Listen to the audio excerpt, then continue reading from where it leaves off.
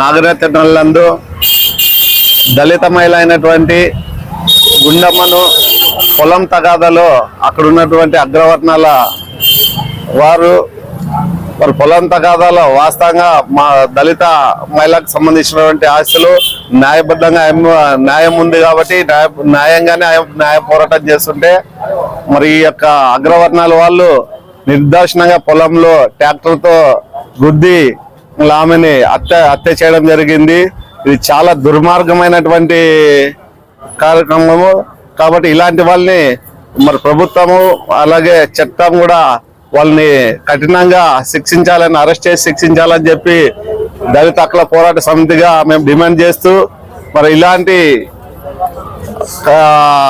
దాడులు దళితుల పైన మరి ఆదోని నియోజకవర్గం అయితేనే రాష్ట్ర వ్యాప్తంగా కూడా దేశవ్యాప్తంగా రోజుకి ఎక్కడో చోట వందల చోట్ల కూడా దాడులు జరుగుతూ ఉన్నాయి, మానభంగాలు జరుగుతున్నాయి.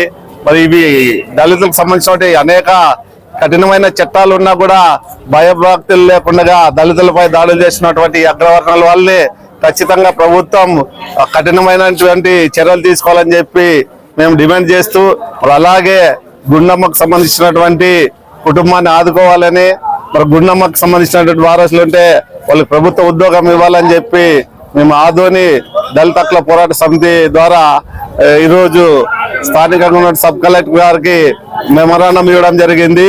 మరి వెంటనే వాళ్ళని అరెస్ట్ చేసి శిక్షించాలని చెప్పి ఖచ్చితంగా కఠినమైన చర్యలు తీసుకోవాలని చెప్పి మేము డిమాండ్ చేస్తూ లేని పక్షంలోన వాళ్ళు దశల వారీగా దళిత హక్కుల పోరాట సమితి ఆధ్వర్యంలోన పోరాటాలు చేయగలమని చెప్పి ఈ సందర్భంగా పత్రికల ద్వారా ఎలక్ట్రానిక్ మీడియా ద్వారా కూడా మేము ప్రభుత్వాన్ని డిమాండ్ చేస్తున్నాము. నా పేరు టి వీరేష్, దళిత హక్కుల పోరాట సమితి జిల్లా సహాయ కార్యదర్శి.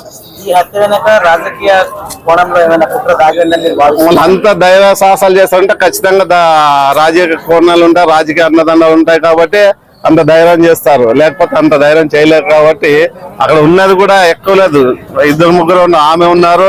మనం మీడియాలో చూసినాం, దానికి వచ్చినటువంటి అక్కడ వీడియోలు తీసినటువంటి వాళ్ళు చూస్తున్నాం. కాబట్టి అంత నిర్దర్శనంగా ఒక మహిళని చేయడం కరెక్ట్ కాదు అని చెప్పి మేము చేస్తున్నాము.